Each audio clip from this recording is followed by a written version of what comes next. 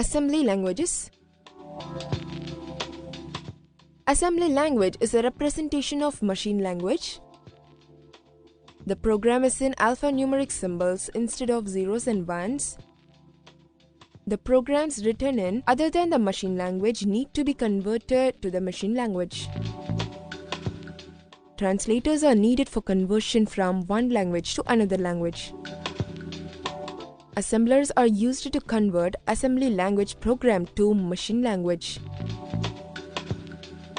Every processor has its own assembly language. The alphanumeric symbols are called mnemonics in the assembly language. The add, sub, mul, div, etc. are some symbols called mnemonics. Advantages of assembly language. The symbolic programming in assembly language is easier to understand and saves a lot of time and effort by the programmer. It is easier to correct errors and modify program instructions. Disadvantages of assembly language. One of the major disadvantages is that the assembly language is machine dependent.